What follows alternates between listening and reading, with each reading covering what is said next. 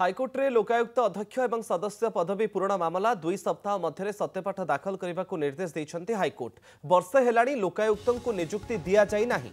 अध्यक्ष और सदस्य पद पूरण पर सरकार कौन पदक्षेप ग्रहण कर सत्यपाठ दर्शाइवा निर्देश देते कोर्ट। मुख्य विचारपति जस्टिस हरीश टंडन और जस्टिस एमएस रमण को नहीं गठित खंडपीठ यह निर्देश प्रदान सहित प्रति जवाब पर 1 सप्ताह समय धार्य कर कोर्ट। यह मामलार परवर्ती शुणाणी 3 सप्ताह पर हेब।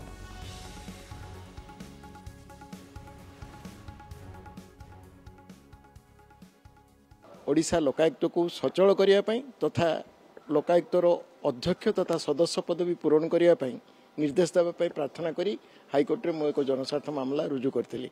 आज ये मामलार शुणाणी करी मुख्य विचारपति जस्टिस हरीश टंडन और विचारपति मानवर विचारपति जस्टिस एमएस रमण खंडपीठ आज सरकार को निर्देश देते जे लोकायुक्तर अध्यक्ष तथा सदस्य पदवी पूरण करने विषय कौन पदक्षेप नहीं दर्शाई 2 सप्ताह भितर एक सत्यपाठ दाखल करेंगे एवं जदि आवेदनकारी कौन प्रतिजवाब दाखल करिया थाई 1 सप्ताह मध्य करेंगे अर्थात 3 सप्ताह पर यह मामलार परवर्ती शुणाणी धार्य होइछि।